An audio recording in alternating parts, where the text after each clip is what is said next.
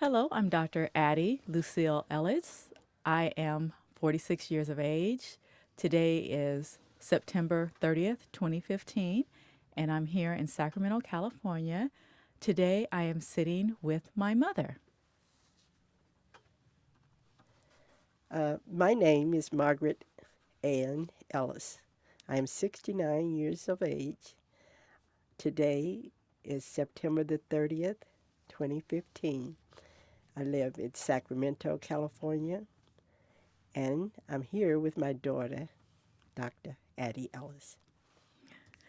So, Mom, thank you so much for coming in today and having this conversation with me. I look forward to learning more about you. So, first, tell me about Bristow, Oklahoma, where you grew up. What type of place was that? Well, Bristow was just a small town. It was a town of perhaps, at the time that I was growing up, about 7,000 people. There were not a whole lot of diversity, but we did have sections where we call the country and the part where we call the city. And I happened to live in the part where we lived in the country, which meant that we would have to have means of transportation as far as traveling into what was called a city. So Bristol, it was a lively little town, and all. We were pretty well contented. We went to a school called Rosenwall. It was Rosenwall School, and the teachers, it would be, you would go up to at least sixth grades in the elementary school. And then there was a section where there was a junior high part, and that part was called the Lincoln High School. And I never got to go to the high school part because at probably about 1959, 1960, we did what was called an integration. And then we went to the public school called the Bristow High School. And so that was where I was in the seventh grade. And so it was in the Bristow Junior High School that we went there. And it was really, really very interesting. I wasn't, I was an easy learner, which meant that school wasn't that difficult for me. Reading, my mother was really specific on us having an education, and reading was perhaps one of our stronger suits. So, as far as understanding what was being presented, and to that part, that was an easy part. So, Mama, I'm going So, to go back mm, to uh, Rosenwall. yes, Rosenwall. yeah. So, was that the all black school or? That was an all black school. It went to the sixth grade, Okay. and we had at least six different teachers. The teachers, it was, to me, I could not picture that happening nowadays because the teachers would walk from one room to another and just visit with each other, and the children would be left in the classroom, and we would just do our own thing. We would continue to do our homework and do our work, but that, you wouldn't probably find that today and all, but they did that. And I remember having one male teacher, and he that was doing the sixth grade, and we thought that he was such a handsome guy. And all the girls and all my little friends, we would just kind of gather around and talk about how handsome he was, and this type of thing. But then there were, of course, the teachers also. Perhaps they thought that he was quite handsome because they visited his room quite often, and all. So they would come in and out of the room. But it was a joy, though. It was contentment time. We didn't have a lot of fights, and okay, I remember the playing on the playground. We we didn't have traditional types of toys and things because as a little girl, I remember I was about 8 years old, and we didn't have a bat. So there was a makeshift board, but this board happened to have a nail in it. And I was standing behind, I guess I was the catcher or something. I was standing behind the bat, and the person who was hitting the ball swung the board back, and the nail caught me in the side of my eye. Mm. Well, there was the big blood spurt and all of that, but I don't remember it. Fortunately, and the scar, of course, is still there today. So that's been quite a few years ago. But I fortunately and for being blessed, I did not have any eye problems. It didn't get the eye. It didn't hit me in the eye. But that's something that I could still remember. This standing there, behind there, going to catch the ball.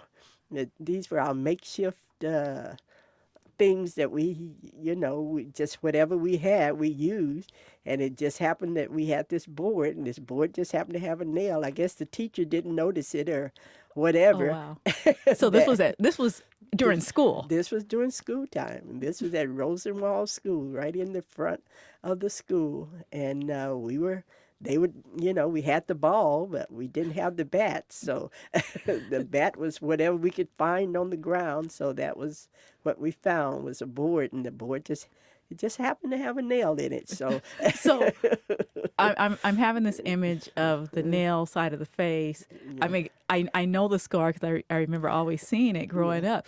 But what did they do to treat it? I mean, was it stitches or did they take you to the No, we hospital? had no stitches. All I remember is that we went in, and I think it was a little peroxide. Well, we washed it off first in a little peroxide.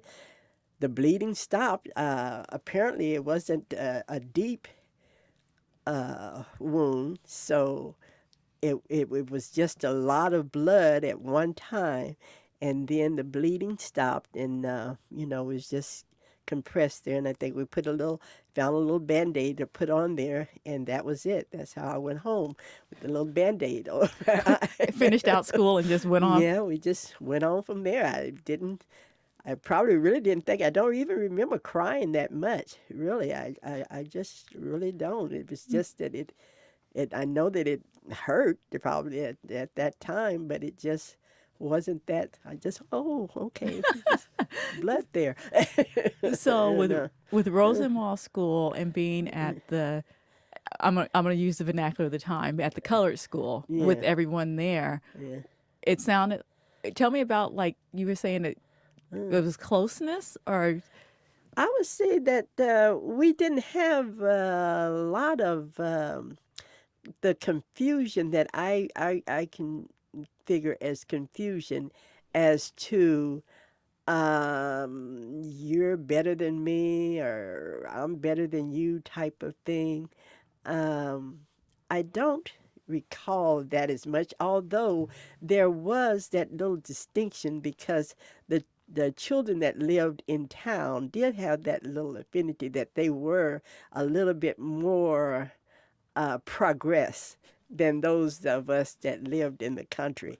So, because most of us that lived in the country did not have the running water, did not have the indoor facilities, and so they were a little bit more progressed in that particular way. So, I think that although we just didn't make a whole lot of difference. We didn't really talk about, those type of things and all of that. We just played. We just was having a good time playing together. When it was time for us to go into school, we went into school and we did our work. And they didn't have those real hard discipline problems. mhm. I think I don't recall seeing those that had the discipline problem. They may have to go sit in what they called the corner. What was it They would like? sit in the corner, and that was yeah. So What was it was, different when you went to Bristow High School when it was integrated? when we went to Bristow High School, well, when we went to the junior high, there was a lot more well, it was as far as I can notice, it was progressive. We did have to do more what we call homework, book reports, and checking out books. We didn't really have a library that I remember from the Rosenwald School. We didn't really have a library. We had a library there, which was really just phenomenal because that was a library. And then the teachers, the teachers that I had, they were okay. They were going through probably what was called an adjustment period, also, I would say, as far as teaching someone else of color because they hadn't had that experience either. And there was during a time when, um, African Americans were not perceived as being very enlightened or very bright. And then they saw that many of us had a more um, to give, a more to in our learning, we could grasp just as quickly or more quickly than their counterparts. So that was, I think, it was like a learning experience for them as well as for us. And we had our little groups where we, would talk about the different teachers that maybe would have a little um, edge, I would say, to them that they would, try to make you feel that you were not quite as much as, Hmm. or quite so. So that was, those type of things. So, yeah, So you went through Bristol High yeah, and you went through this adjustment period yeah. with the teachers. How were the students? Did you all make friends or how was that? Actually, the students there were lots of students that were quite friendly. There were some, and then I think the girls, on the most part, were the most friendly. There were some, like, really some girls that were rough around the edges, that seemed to be sort of, I would say, using the term now, gangster type, but they were white, and so they were, kind of rough, and they would want to say some few things. And I remember once that it was a friend of mine. Her name was Betty, and we were having sort of a little uprising. It was not so much an uprising as that we would go to this. It was one place where we would go to eat, and all the children were in there, and the group of white students and the group of African American students, we had ordered something, they had ordered something, and I think ours was being a little delayed and stuff. And my friend Betty, I remember she was just about to bristle up and talk to this great big um, white girl. And I said, okay, Betty, let's not bite off more than we can chew. So anyway, though, I had to, some things we gotta cool, we just chill here for a minute. And so, but we got our food. We still had to make adjustments as far as where we got our food. Our food was not served at the front of the building. Our food was mostly served at the back of the building. So if we wanted the hamburger, a certain hamburger, we'd have to go walk through the building, go to the back, and get the hamburger at the back of the building. The hamburgers we thought they tasted good, but I remember the last time I ate a hamburger at one place, I never ate another one there. I got so sick. I was so sick.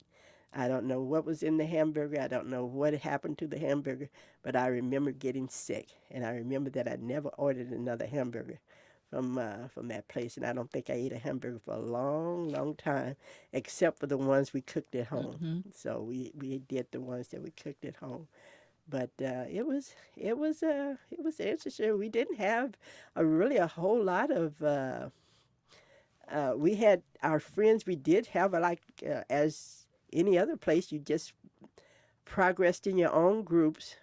We stayed in groups. We had lots of laughter and fun, and talking about the things we like, the newest artists, the newest songs that were out at that time, and Who the was an newest artist band. that was out at that time that you really thought was just all that?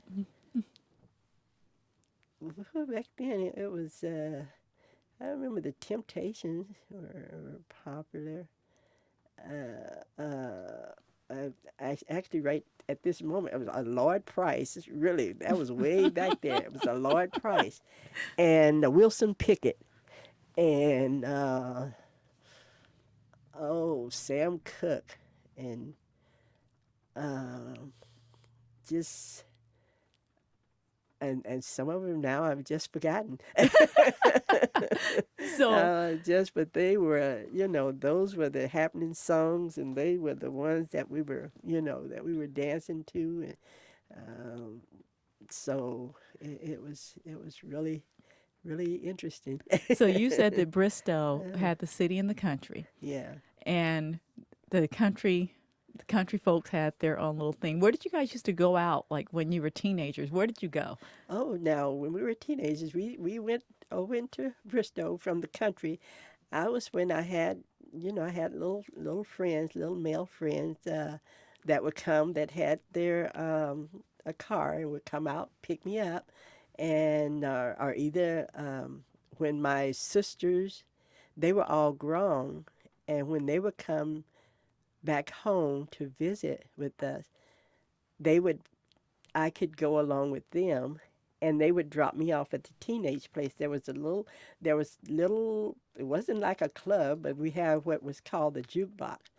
And you put a quarter in and you got about 5 songs that would play after you put your quarter in. And then you were just dancing. The little guys would come over and ask you to dance. You'd dance.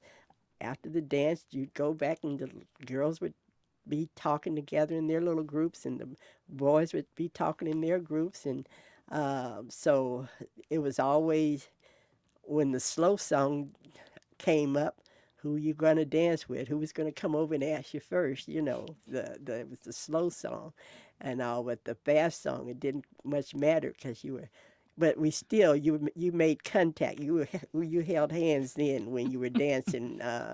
Um, uh, even what was called a fast dance, you were still holding hands and doing what they call the swing. I guess that's what you would call it now, but that's how we did it. Were you somebody that liked dancing? Yeah, I did. I did. I enjoyed dancing. Dancing was really it was just a lot of fun, and um, we didn't grow up. My mother, I guess um, been we didn't play. We could play the the radios and stuff over the thing. The bandstand, bandstand was really popular, and when bandstand came on, I remember. Oh, we could hardly wait to get off the school bus because it came on at 4 o'clock in the evening, and when the bus pulled up, we dashed in to get to the TV so we could watch American Bandstand. That was really the happening thing because here we could see these people dancing, and these were Caucasian people who could dance. And so we were really kind of amazed at that because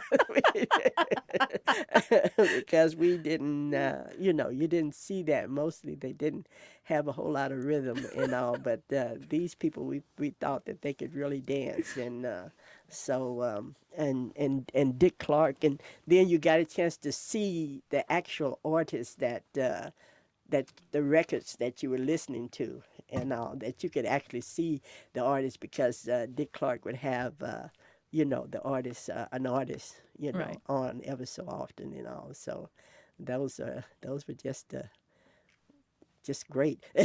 Well, so you were saying you had no water and no indoor facilities, but you had a TV, or when did that change?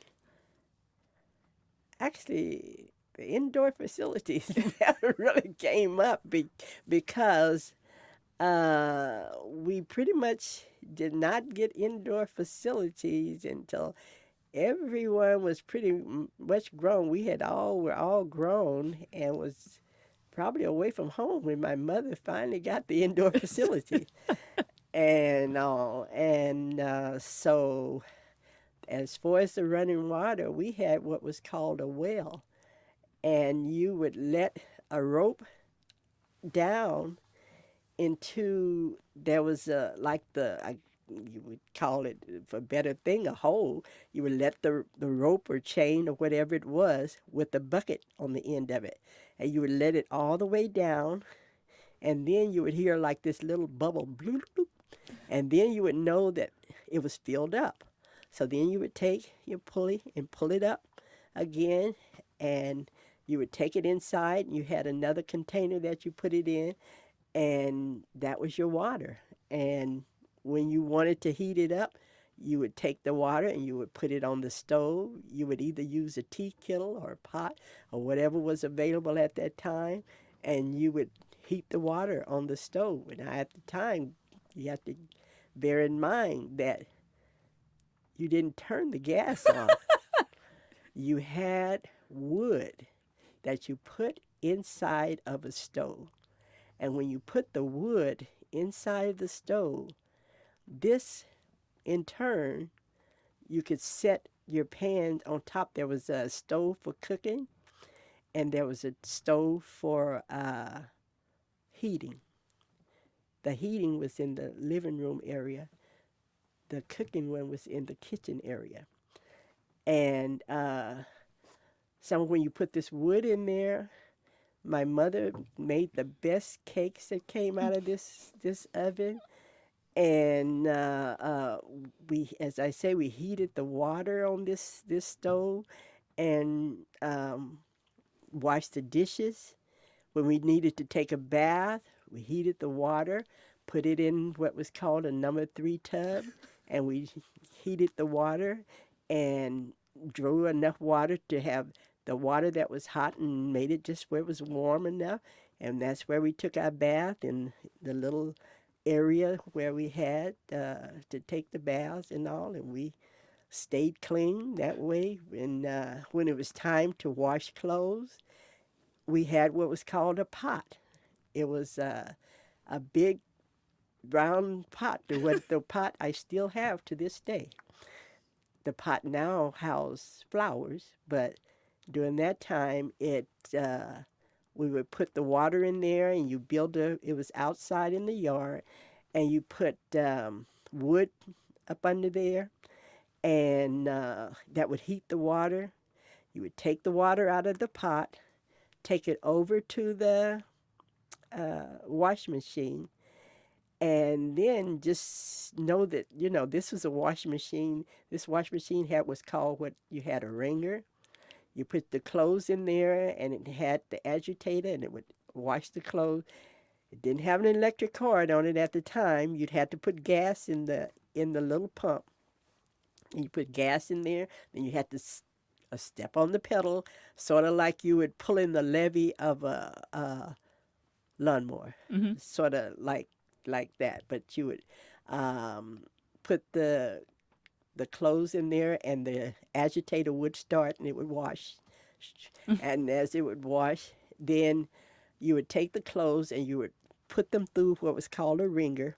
And as you put them through the wringer, you would put them down into another big tub, and then you would rinse them there one time, and then you would put them in another tub, and then you would rinse them there, and you would rinse them out 2 times, and then after you rinsed them out those many times, then they were ready to go on the clothesline. So you actually had to stay with the wash machine. You couldn't like put them in there and No, walk away. you wasn't. There was no leaving the wash machine at the time. You were washing. You were doing stuff, and I mean, you were actually working. I mean, everything had to be was sort of hands on. It's not like now where you can leave things, put them in the microwave, and come back a couple of seconds later or whatever. Even the stove. I remember my auntie, because they had been away in the city for quite some time, and they had forgotten that we still had the wood stove, and they were there visiting with us. This is my auntie Beulah, and my auntie Annie, and they were there visiting, and they had forgotten that they had put something on the stove, but they had forgotten to put the wood in there. And so then I heard them talk. Say, "Oh, we forgot. Sis got this wood stove, and we didn't know what to do." Oh, so then they remembered that, that Mama we had to put the wood in the stove in order for them to finish cooking their meal, what they wanted to cook and all. But to me, I can remember life being uncomplicated. I can imagine that for some it may have been difficult, but for me it wasn't a complicated type of life. It was, we had what we had. Um, Maybe a whole lot of people didn't have a whole lot more. Mm-hmm. So what we had maybe could have been considered that we had more than some, and then maybe less than some of the others. But we found our own equal balance in what we Mm-hmm. had. We found that we enjoyed what we had. We enjoyed each other, really, Mm-hmm. mostly as a family. We enjoyed each other, and we could have storytelling. It was lots of us. It was cousins. Our house was always filled with people that would come to sit and visit. Even when we didn't have TV, we had the radio, and we would listen to the radio. We would listen to the Long Ranger. We had uh, oh, and it was just so exciting, just sitting there listening to the radio and "Hi, old Silver," and then when we saw it the first time on TV, we were just amazed. And so those types of things was, you had the radio before we had the TV, and we didn't have the TV until once when my father, um, the little local guy where we had what was called a BFW. I mean, not BFW, BF Goodrich store. And this is where we had bought our first real refrigerator, because at first, you remember, we didn't have the real refrigerator either. We had what was called an Icebox, and there would be a truck that would come around locally out there in the country, and they would have blocks of ice. They would have 5, 10, up to 25 pounds of a great big block of ice that they would sell. And they used these tongues that they would use to pick this up in order to bring it into the house. And that was what we had for a long time, was we had this ice box, until my father and mother decided that we really got a real refrigerator.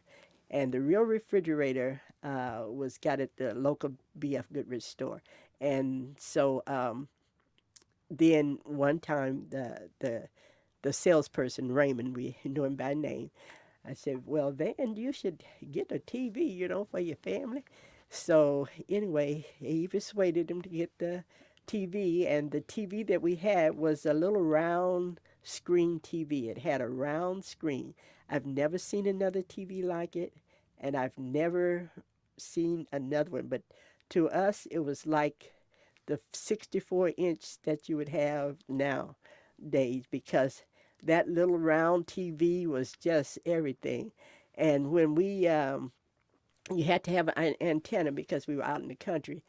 And when we were coming home and the kids on the bus saw that we had an antenna, oh, they were just oohing, and, "Oh, you guys got a TV." And they oohed and they awed. And before we got off the bus, we flew in the house, and sure enough, there was this little round TV. And it was on there, showed us how to do it and how to adjust it and all that. And that night, all the cousins came, the friends from all over. They walked to the house and they came, because our house was always like the house where people gathered, and we just had the people would come over and visit there, and so we always had that kind of house. I think that people just enjoyed being there, and of course my mother was a great cook, and so she always had big meals and things to cook. So it was always just a really happy thing. So, what Yeah. type of mom was Granny? My mom was just, she was really just such a sweet mom. Now, she wasn't that kind, maybe that was huggy feeling, but she was just a loving to me, I guess, because I loved her so much. And she was older when I was born. So that's why I think that I was always so much more close to her because my friends, their mothers was in their 30s when my mother was well into her 50s. And at that time, you associated age, of course, with death. I mean, the older you got, you were going to die. So I just thought that, I thought that my mother was going to not be there and all, and I wasn't going to have a mother, because like I said, my friends when we were talking, their mothers was still young, and my mother was already well into her, late 50s Mm-hmm. by that time, and stuff, and so I just felt close to her, and she was, maybe didn't give a whole lot of hugs, but she gave a whole lot of love in her actions and in her way of being, and just by being mom, and as I say, just by being mama, because even as I was a teenager, and after my father had died, and it was just the two of us, and I didn't want to go out when one of the little guys would come out with the little car to take me in. We'd go to the little teenage place to dance. I didn't want to leave her out in the country by herself. So I had an Aunt Mael, who at the time too, she was by herself. So if Aunt Mael came over and spent the night with her, it was okay. I felt that I could go out and all. But other than that, I didn't feel that I really needed to go out because I could stay there with my mom and all. I didn't want to leave her in the country by herself. So, what made you move away from Bristow? Well, it wasn't about moving away from Bristow. It was just that at that time I'd been involved with someone, and so as I say, my sister Yvette figured it at that time too that I would probably needed to be away because it was like an uphill part that we just didn't need to get stuck in because the person wasn't working and wasn't really doing anything. So I went to Vandenberg to be with my brother James was at Vandenberg. And so I went to live with him at Vandenberg Air Force Base. And so it was there that everything changed.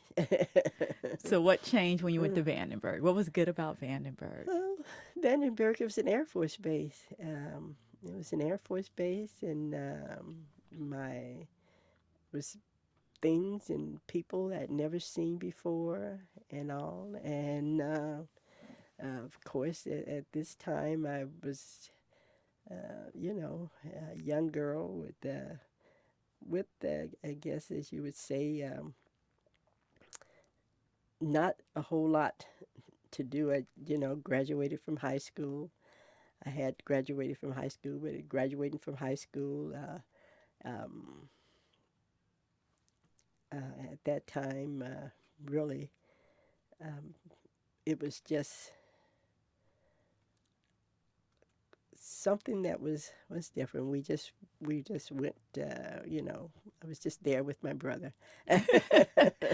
So, You know, when you were in Vandenberg, is yeah, that where you met Dad? yeah. That Vandenberg was where I met your father, and all. So, how did you guys meet?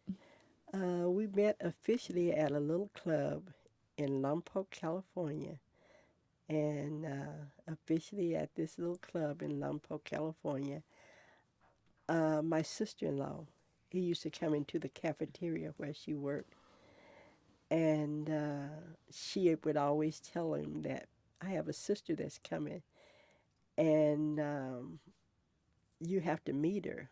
And so when we were at this little club, he happened to be there. And so my sister-in-law, Wanda, she called him over and told him, "This is my sister. I told you that was coming to stay with us."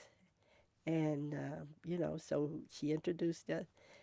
And he had a scotch and milk in his hand at that time. And we were talking. And so he asked me, did I want to taste his scotch and milk? Well, being, of course, from the country and this, I really wasn't familiar with a lot of drinks and knowing about a whole lot of drinks, and really wasn't used to. Maybe I had tasted beer before, but I wasn't used to a whole lot of drinks. So I tasted his scotch and milk, and really from that time on, really, we probably really never hardly left each other. We Oh. were pretty much compatible It was a from scotch there. and milk. And all, but I did work at a little cafeteria there too, and he used to watch me come out of the cafeteria, and I would go and sit down, said real hard on the bench, and so he would watch. He had a '65 Mustang, blue Mustang, beautiful car, and he drove up the car, the Mustang, and would come to pick me up from the bus stop. And then we just started going out, and we just went to the movies. We would take long drives together, and we just got to know each other. And we just, and I always told him that he never actually asked me to marry him. He always told me that we were getting married. And I just accepted that. And so we are getting married. And so I think I did set the date, but he never really officially, I told him he never officially, but before he left this earth, he officially asked me to marry him. So, but it was that it Hmm. was just wasn't that it was just that we were just together, and even I just knew that he was the one, because when I had gotten there, there was another two other young men. One was in the medical, worked at the hospital, and another one worked at the air police. uh, but those two people, they never affected me the way that your dad did. I mean, he was just his, even the way he talked at that time just sounded different. It was different. His mannerisms was different, and he was a loving type of person. Not that these other people maybe weren't in that way, but it was just that he was just different. He just, it was just all him. What was his name? His name was Robert Eugene Ellis, and he was the one that, and I think that was the first and the last and the only love that probably that I would ever have, because even to the day that he passed away, before we were able to really, um, he always said that we were just going to have that, we were going to grow old together, and we were just going to have that little rocking chair and be sitting. Also, we'll be on that little porch, and we'll sitting there overlooking the hill, and we're going to travel the world first and all. So that's what I miss doing, is I travel, but I miss that presence, that he's not there to travel with me. So even though today I travel with my sisters and my daughter, and we go different places probably every year, but I still could always just picture, what if he was still alive, and what if we were traveling together the way we had said that we were going to do. And because he always said when he was in the military, "Oh, don't worry," he said, "we'll get a chance to travel," and said, "we'll be able to even maybe catch a hop and go places sometimes, or go overseas, and this type of thing." But we didn't get a chance to do that. So that was what I missed, that we didn't get a chance to do. Um, so And So, Mom, it sounds like you've had this really rich life uh, and more of it yet to come. What is right now one of your one of the things you're most proud of? well, I'm really very proud that I had my two children. I always enjoyed my babies when they were little, when they were just little babies. My son, he was a little 6 pound baby, 6 pounds, 14 ounces. And my daughter, she was 6 pounds and 10 ounces. And so they grew up to be good people. And when they were growing up, I enjoyed having them as kids. They weren't the average problem kids. They had little things like my son went into the girls' bathroom, I think, when he was around in 7th grade and stuff. My daughter, she had her little issues to where she was going to walk out of the store with something one time. That they weren't your average get in trouble type of kids. My daughter, she always you always like to read and be industrious that way. And so learning was always a big thing in your repertoire.